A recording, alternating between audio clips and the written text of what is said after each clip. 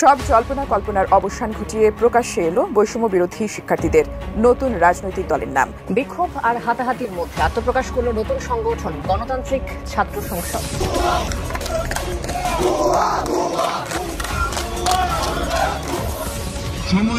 জানিয়ে দেন যারা রাষ্ট্র পরিচালনা করতেন তাদেরকে জানিয়ে দেন যে তারা যেন আজকের দিনের পরে যেন আর এইভাবে আওয়ামী লীগের দোষের বিচারটা আগে হাসপাতাল এবং সার্ভিসের বিচার করে নিরপেক্ষতার প্রমাণ করে। রাজনৈতিক অঙ্গনে আজ নতুন একটি দলের আত্মপ্রকাশ ঘটেছে অথবা যাত্রা শুরু হয়েছে। অবশেষে সব অপেক্ষার অবসান, নতুন রাজনৈতিক দল আত্মপ্রকাশ করল জাতীয় নাগরিক পার্টি, ন্যাশনাল সিটিজেন্স পার্টি। ওনারা এটাকে এনসিপি এভাবে বলছেন। দলটা এভাবে আমরা বলি যে ছাত্রদের দ্বারা গঠিত ছাত্রদের দল। নতুন দল নিয়ে অন্যরকম আলোচনা। আসিফ নজরুল দিলেন অজানা তথ্য। তরুণদেরকে যা বললেন সেনাপ্রধান।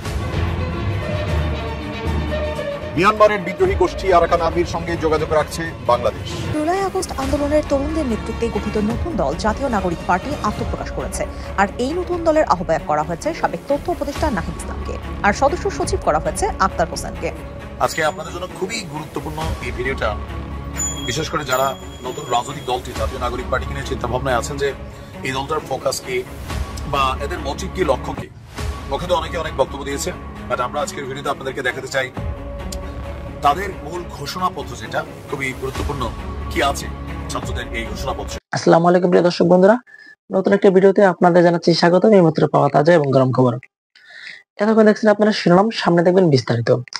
শিরোনাম দেখে কিন্তু আপনারা বুঝেই গিয়েছেন কেমন হবে আজকের এই ভিডিওটি, কতটা চাঞ্চল্যকর এবং রোমাঞ্চকর হতে যাচ্ছে আজকের এই ভিডিওটি। আশা রাখবো স্কিপ না করে সম্পূর্ণ দেখবেন। বিশেষ করে কোন বিষয় নিয়ে আজকের এই ভিডিওতে আমরা আলোচনা করতে যাচ্ছি এবং বিস্তারিতের মাধ্যমে সবকিছু দেখাতে যাচ্ছি। আশা রাখবো আজকের এই ভিডিওটি সম্পূর্ণ দেখবেন, তাহলে অনেক কিছু জানতে পারবেন এবং বুঝতে পারবেন। আমি আর বেশি কথা বলবো না, সরাসরি আপনাদের বিস্তারিত ভিডিওতে নিয়ে যাবো। তার আগে ছোট্ট রিকোয়েস্ট আপনাদের কাছে, যারা এরকম ভিডিও দেখতে পছন্দ করেন দ্রুত এই চ্যানেল সাবস্ক্রাইব করে পাশে থাকা বেল আইকনে বাজিয়ে রাখবেন। চলুন প্রিয় দর্শক বন্ধুরা, এই ভিডিওতে লাইক করে দিয়ে আমরা বিস্তারিত ভিডিওগুলো মোবাইলের স্ক্রিন থেকে যারা বাইক বাবেকের পরে এক দেখে আসি। উত্থানে নেতৃত্ব দেওয়া ছাত্র নেতৃত্বের নতুন রাজনৈতিক দল জাতীয় নাগরিক পার্টি এনসিপি আনুষ্ঠানিক আত্মপ্রকাশ করেছে শুক্রবার। ছাত্র জনতার আন্দোলনে যেমন সব মত, পথ ও দলের নেতাকর্মীরা অংশ নিয়েছিলেন, সেই নেতাকর্মীদের একটা অংশ যুক্ত হয়েছেন নতুন দলে। ফলে বিভিন্ন রাজনৈতিক ধারা থেকে আসা ব্যক্তিরা যুক্ত হয়েছেন। বাংলাদেশে আদর্শ ভিত্তিক আলাদা আলাদা দল থাকলেও একই দলে সব আদর্শের সম্মিলন সেভাবে দেখা যায় না।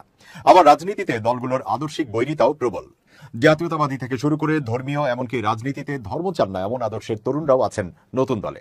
নানা আলোচনার মধ্যেই দলটির ভেতরে যে এক ধরনের নেতৃত্বের দ্বন্দ্ব আছে সেটাও প্রকাশ্যে এসেছে বিভিন্ন সময়। নেতৃত্ব নিয়ে দফায় দফায় সমঝোতা, মনোমালিন্য, সামাজিক মাধ্যমে পাল্টাপাল্টি কথা, লড়াই দেখা গেছে। অনেকেই মনে করেন ভিন্ন ভিন্ন আদর্শের লোকজন এক দলে আসার পর সেটা নতুন দ্বন্দ্বের কারণ তৈরি করতে পারে। রাজনীতি বিশ্লেষক জোবাইদা নসরিন মনে করেন দল গঠনের পর যখন মাঠের রাজনীতি শুরু হবে তখন এই দ্বন্দ্ব নতুন চেহারায় হাজির হতে পারে। তিনি বলেন, এখানে যারা বিভিন্ন দলের ছাত্র সংগঠন করে আসা তারা তাদের আগের দলগত আদর্শ বা দলীয় কর্তৃত্ব নতুন প্রতিষ্ঠা করার চেষ্টা করতে পারেন। এছাড়া দলটি যখন আস্তে আস্তে বড় হবে বা কর্মসূচি দেবে তখন কিন্তু অন্য দলগুলো থেকে তাদের ভাবাদর্শিক লোকদের মাধ্যমে নতুন দলকে নিয়ন্ত্রণের চেষ্টা থাকলেও থাকতে পারে। এই আশঙ্কা কখনোই উড়িয়ে দেওয়া যাবে না, ফলে এটা তাদের জন্য একটা চ্যালেঞ্জ হয়ে আসতে পারে। তবে বিভিন্ন দল কিংবা মতের সম্মিলনকে সমস্যা নয় বরং সুযোগ হিসেবেই দেখছেন নাগরিক কমিটির অনেকেই। সার্জিস আলম বলেন, বিভিন্ন দল মতের লোক যুক্ত থাকায় এটা বরং দলকেই সমৃদ্ধ করবে। তিনি বলেন, আমাদের আলোচনায় ডানপন্থী যেমন তেমনি বামপন্থী বা অন্যান্য ধারার চিন্তা ভাবনাগুলো আসে। অন্য কোনো রাজনৈতিক দলে এরকম বহু চিন্তা নেই, তারা একটি নির্দিষ্ট গণ্ডির মধ্যেই সীমাবদ্ধ থাকে। সেদিক থেকে দেখলে আমাদের এখানে ভিন্ন ভিন্ন চিন্তা আরো সমৃদ্ধ করে।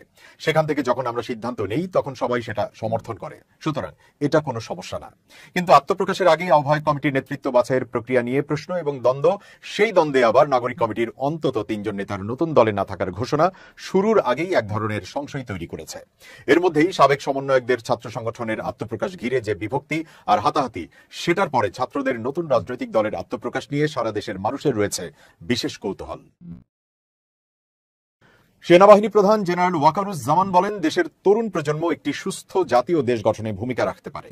তাই কক্সবাজারের নৈসর্গিক সৌন্দর্য বিশ্বব্যাপী উপস্থাপন এবং সর্বস্তরে সুস্থতার চেতনা জাগ্রত করার লক্ষ্যে রাইড ফর গ্লোরি এই বার্তাকে ধারণ করতে হবে।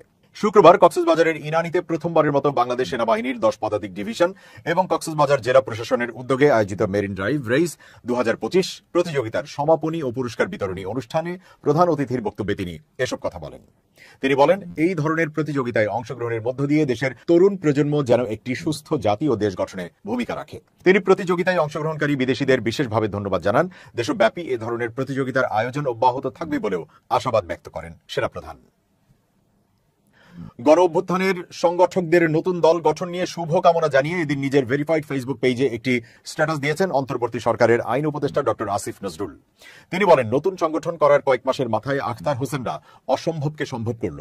তিনি লেখেন, 2024 সালে ভুয়া নির্বাচনের পর খুব মন খারাপ করে থাকতাম। এমন সময় আখতার একদিন আইন বিভাগে এলো, বলে কয়ে আমি তাকে বাড়ি থেকে ঢাকায় আনিয়ে মাস্টার্স শেষ করতে রাজি করিয়েছিলাম। কিন্তু এরপরও ক্যাম্পাস ছেড়ে যাওয়ার কোনো লক্ষণ নাই তার মধ্যে। আমার গাড়ি থামিয়ে সে সালাম দিল, তারপর বেশ কিছুক্ষণ কাচুমাচু করে দাঁড়িয়ে রইল। আমি বিরক্ত হলাম, আরো বিরক্ত হলাম যখন সে বলল নূর রাশিদদের দল ত্যাগ করে নতুন সংগঠন করবে। আমি বললাম, আবার নতুন দল? আর কতবার মার খেতে চাও তুমি? সে মাথা নিচু করে মৃদু হাসতে থাকে। এই অদ্ভুত হাসির কোনো মানে খুঁজে পেলাম না। বেশি কথা না বলে বাসায় চলে এলাম। কয়েকদিন পর ছাত্রলীগের হাতে তার মার খাওয়ার রক্তাক্ত ছবি দেখে দুঃখ আর হতাশায় বুক বিদীর্ণ হলো। সে কি বুঝতে পারছে না কিছু হবে না আর এসব করে? বুঝতে আমিই পারিনি। নতুন সংগঠন করার কয়েক মাসের মাথায় তারা এক অসম্ভবকে সম্ভব করলো। প্রবল প্রতাপশালী আর নির্মম ফ্যাসিস্ট শেখ হাসিনার পতন ঘটালো। জুলাই আন্দোলনের কথা তুলে ধরে ডক্টর আসিফ নজরুল আরো লেখেন, আখতারের সংগঠনের নাহিদ হয়ে উঠল এই গণ অভ্যুত্থানের প্রধান নেতা। উত্তাল জুলাইয়ে আমার এবং আমার মতো লক্ষ মানুষের নেতা। তারপর নাহিদের সঙ্গে কাজ করলাম নতুন সরকারে। কতবার যে সে আমাকে বিস্মিত করলো তার যোগ্যতা, বাক সংযম, ব্যক্তিত্ব আর অকল্পনীয় ম্যাচুরিটি দিয়ে। নাহিদ থাকে আমার পাশের বাসায়। সে সরকার থেকে পদত্যাগ করার দিন গভীর রাতে তার সবুজ লনের দিকে তাকিয়ে থাকলাম অনেকক্ষণ। মায়া বড় বিচিত্র বিষয়। নতুন দলের প্রতি শুভকামনা জানিয়ে এই উপদেষ্টা লেখেন, আজ নাহিদ আর আখতার শুরু করছে নতুন যাত্রা। জুলাই গণ অভ্যুত্থানের ছাত্র তারুণ্যের প্রত্যাশা পূরণে শুরু হলো তাদের নতুন দলের অভিযাত্রা। জাতীয় নাগরিক পার্টির সবার জন্য অনেক দোয়া, শুভকামনা। নিরাপদ সড়ক চাই সংগঠনের প্রতিষ্ঠাতা চেয়ারম্যান ইলিয়াস কাঞ্চন বলেছেন, রাজনীতিবিদদের মধ্যে সংস্কার আসতে হবে। তাদের মধ্যে বোধোদয় এলে দেশের মানুষ একটা সুন্দর রাষ্ট্র গঠনের স্বপ্ন দেখতে পারবে। শুক্রবার জাতীয় প্রেস ক্লাবে গণশক্তি সভা আয়োজিত জনদুর্ভোগ ও স্থানীয় সরকার বিভাগ শীর্ষ সেমিনারে প্রধান অতিথির বক্তব্যে তিনি এসব কথা বলেন। ইলিয়াস কাঞ্চন বলেন, গ্রামাঞ্চলের অবস্থা এখন ভালো নয়। সেখানে টাকার বিনিময়ে মামলা দেওয়া সহ নানা রকম হয়রানিমূলক কর্মকাণ্ড হয়ে চলেছে। আমরা আশা করছি একটা ইলেকশনের মাধ্যমে এসব সমস্যার সমাধান হবে। তিনি বলেন, আগামী ডিসেম্বরের মধ্যে নির্বাচন হওয়ার একটা সম্ভাবনা রয়েছে। এখন প্রশ্ন হচ্ছে, সেই ইলেকশনটা কিভাবে হবে? হওয়ার মতো কোনো পরিবেশ পরিস্থিতি কি লক্ষ্য করা যাচ্ছে? সংস্কার পর্ব সমাপ্ত না করে নির্বাচন দেওয়া হলে যে রাজনৈতিক দল ক্ষমতায় আসবে তাতে কিন্তু সেই আগের অবস্থাই তৈরি হবে। এমনকি বিগত সময়ের চাইতেও আরো খারাপ অবস্থা তৈরি হতে পারে। অন্তর্বর্তী সরকারকে বলতে চাই, আমরা যা বলি তা একটু শুনুন।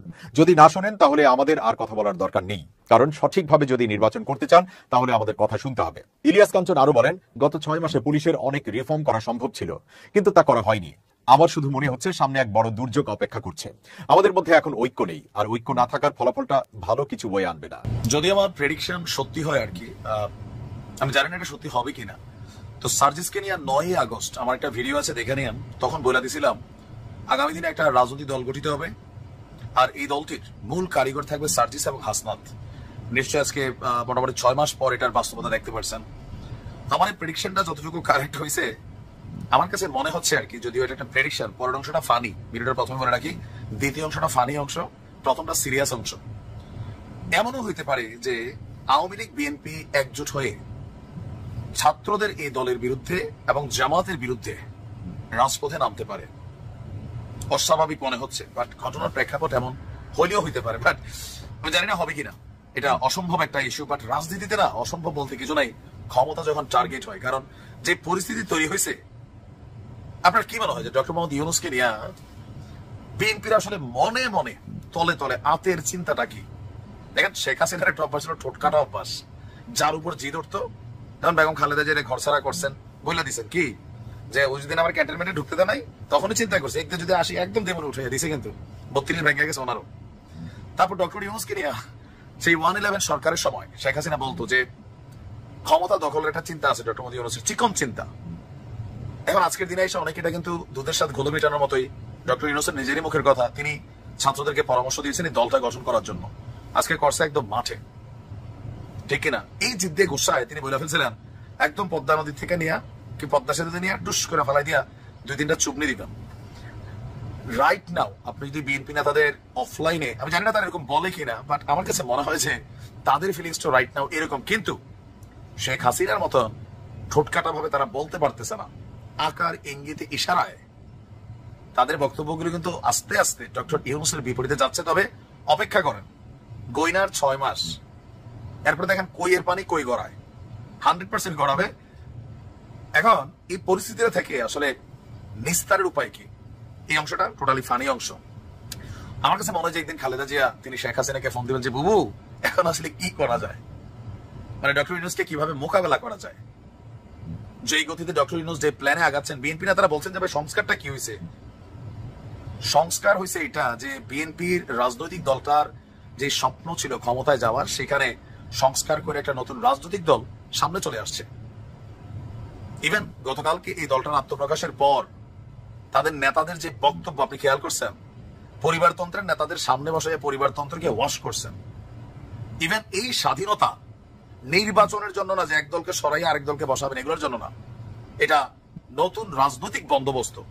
তো বিএনপি নেতাদের প্রশ্ন যে তোমরা কি বাবা আগে যখন এক দফা দাবি দিয়া সরকার পতন ঘটাইছিল আমাদের সাহায্য নিয়া, বা আমরাই তোমাদের জালে পড়ছিলাম, আমরা ভাবছি তোমরা আমাদের জালে, বাট আমরাই যে তোমাদের জালে আছি, তখন তো বলো নাই যে ভবিষ্যতে এরকম হবে তোমরা রাজনৈতিক দল গঠন করবা, তাইলে তো আর শেখ হাসিনার পতনে আমরা রাজপথে নামতাম না। এখন কিন্তু অনেকে এই ধরনের কথাগুলো বলছেন।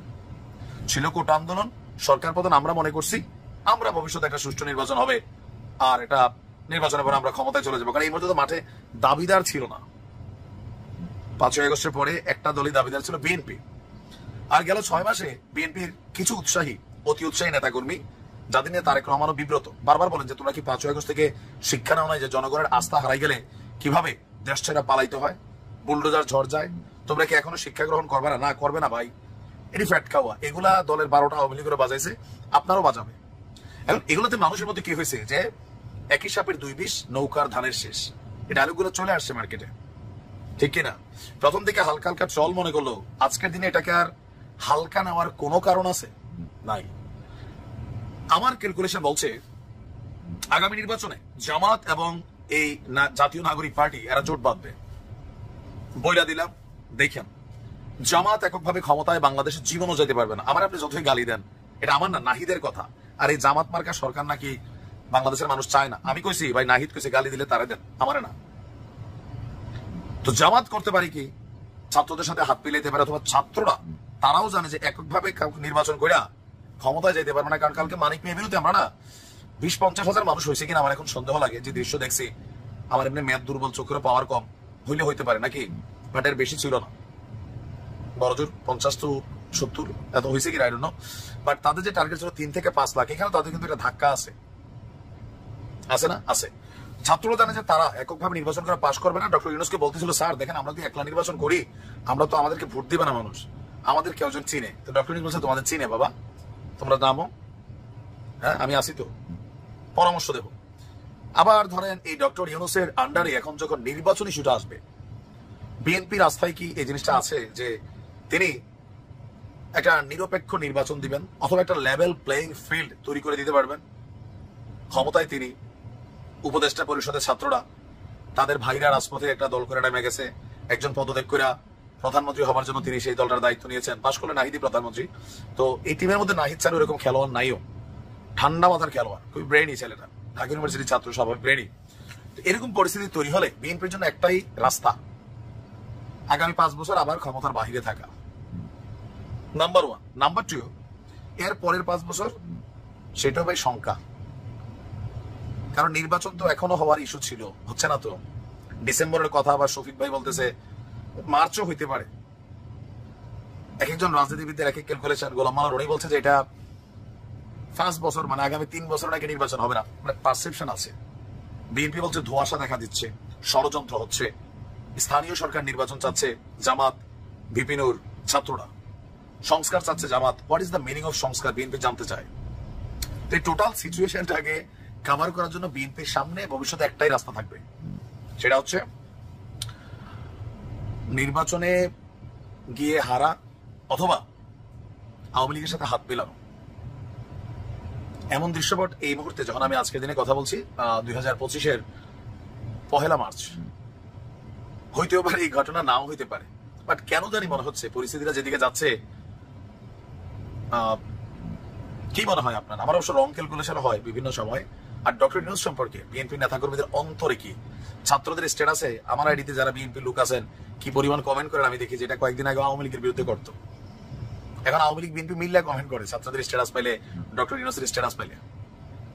একটা বার্তা দিচ্ছে রাজনীতিতে শেষ কথা বলে কিন্তু কিছু নেই। তবে এত সহজে যে আমরা আওয়ামী লীগের সাথে হাত মিলিয়ে ফেলবো সেটা তাও না। তবে এদেশের রাজনীতিবিদ তো মানে যে কোনো সময় যে কোনো কিছু করতে। বাংলাদেশের ভবিষ্যৎ গণতান্ত্রিক ট্রান্সফরমেশন খুব বড় ঝুঁকির মধ্যে পড়ে যাবে যদি কোনোভাবে এটা প্রমাণিত হয় নতুন যে রাজনৈতিক দল হলো জাতীয় নাগরিক party, national citizens party NCP, সেই পার্টিকে সরকার কোনো না কোনোভাবে সমর্থন করছে এবং সেটা অঘোষিতভাবে। এর মধ্যে এই দলটাকে নানা রকম কারণে সোকল কিংস পার্টি হিসাবে ট্যাগ করার এক ধরনের টেন্ডেন্সি আছে এবং সেটার ভ্যালিড গ্রাউন্ডস আছে, সেটা নিয়ে আমিও বহুবার কথা বলেছি, পারসেপশন আছে। কিন্তু ক্রুড কোনো কিছু যদি দেখা যায়, এমন কিছু যে রাষ্ট্রীয় কোনো সম্পত্তি, রাষ্ট্রীয় কোনো ক্ষমতা ব্যবহার করা হচ্ছে এই দলটাকে সাহায্য করার জন্য, সেটা একটা বিভৎস পরিস্থিতি তৈরি করবে। আমাদের সতর্ক থাকা দরকার। এই দলটা যখন তৈরি হচ্ছে, গতকাল ঘোষণা হচ্ছে, সে ঠিক সেই সময়ই একটা প্রজ্ঞাপন ছড়িয়ে পড়েছিল সামাজিক মাধ্যমে, আমরা সবাই দেখেছি, অনেকেই দেখেছি, আমি আসবো সেই জায়গায়। সেটা যদি সত্য হয়ে থাকে এটা একটা ভয়ঙ্কর অ্যালার্মিং সাইন। আই রিপিট, এটা একটা ভয়ঙ্কর অ্যালার্মিং সাইন। আমরা সম্ভবত অতটা গুরুত্ব দিয়ে দেখছি না এটাকে, কিন্তু আমাদের এটাকে গুরুত্ব দিয়ে দেখা উচিত। সেই প্রজ্ঞাপনটা দেখার আগে আমি আরেকটা নিউজের প্রতি একটু দৃষ্টি আকর্ষণ করি। হেডলাইন হচ্ছে যুগান্তরে এরকম, সমন্বয়কদের নিরাপত্তা দিতে ডিসিদের চিঠি 9 সেপ্টেম্বর। এখানে তখন ওই সময়টাতে কেন্দ্রীয় সমন্বয়করা বিভিন্ন বিভাগে যাচ্ছিলেন, তখন পুলিশ থেকে ডিসিকে চিঠি দেওয়া হয়েছিল যাতে তাদের নিরাপত্তা নিশ্চিত করা হয়, যাতে প্রোটোকল দেওয়া হয়। মানে ওই সমন্বয়করা কে যে রাষ্ট্রীয় প্রোটোকল দিতে হবে, প্রশ্ন তখন উঠেছিল। এবং এটা আমার ভালো লেগেছে যে সমন্বয়কদের দিক থেকেও তারা এটা চাননি বলে তারা মিডিয়াতে জানিয়েছেন যে এটা পুলিশ নিচ থেকে দিয়েছে। কিন্তু এই যে আমার ব্যাখ্যা হচ্ছে তারা চায়নি, আমার কাছে এটা খুব সঠিক বলে মনে হয় না, কিন্তু তারা অন্তত পরিস্থিতির কারণে সেটাকে ডিনাউন্স করেছেন। এবার আমাদের সামনে যে জিনিসটা আসলো সেটা হচ্ছে পিরোজপুরের জেলা প্রশাসক 5টা বাস চালকসহ রিকুইজ করার জন্য আদেশ দিচ্ছেন, যেই 5টা বাসে করে জাতীয় নাগরিক কমিটির সদস্যরা, লোকজন ঢাকায় যাবেন এবং সেখানে কার সাথে যোগাযোগ করতে হবে, মোহাম্মদ মুসাব্বির মাহমুদ সানি প্রতিনিধি জাতীয় নাগরিক কমিটি নিকে তার দখল বুঝিয়ে দিতে হবে। আমরা জানি পুলিশের এই সক্ষমতা আছে রাষ্ট্রীয় বা প্রশাসনিক অতি জরুরি কোনো কাজে ব্যক্তিগত সম্পত্তির একটা সময়ের জন্য দায়িত্ব নিয়ে নেওয়া, দখল নিয়ে নেওয়া, রিকুইজ করা বলি আমরা, রিকুইজ করা, সেটা তারা করতে পারেন এবং সেই আইনের বলে তারা এই কাজটা করতে নির্দেশ দিচ্ছেন। এটা কোনোভাবেই রাষ্ট্রীয় প্রয়োজনীয় বা জরুরি কোনো কাজ না। তার চাইতে জরুরি কথা, কেন নাগরিক কমিটির সদস্যদের তাদের প্রোগ্রামে আসার জন্য এটা দেয়া হবে? আমি এই প্রশ্নগুলো করছি এটা ধরে নিয়ে এটা জেনুইন কাগজ, এটা নাও হতে পারে, কিন্তু আমি সেই প্রসঙ্গে পরে আসছি। যদি সঠিক হয়ে থাকে, এটা একটা জেনুইন চিঠি হয়ে থাকে, কেন, কিসের ভিত্তিতে এই রাষ্ট্রীয় ক্ষমতা ব্যবহার করা হবে তাদের লোকজন ঢাকায় যাওয়ার জন্য? আমাদের মনে আছে 31 ডিসেম্বর একটা প্রক্লেমেশনের বিরাট হাঁকডাক হয়েছিল, ঘোষণা হয়েছিল, সেদিন একটা ঘোষণাপত্র দেওয়া হবে বলে জানানো হয়েছিল, বেশ টিজার দিয়ে আগের দিন থেকে। সেই প্রোগ্রামের আগেও ঠিক এই একই ধরনের অভিযোগ এসেছিল।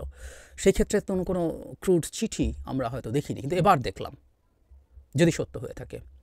তার মানে এটা খুব আরও ক্লিয়ার হয়ে যাচ্ছে যে সরকার শুধুমাত্র নৈতিকভাবে না, লজিস্টিক্স দিয়েও এই দলটাকে সমর্থন করছে, এই দলটাকে গড়ে উঠতে দিতে চেয়েছে।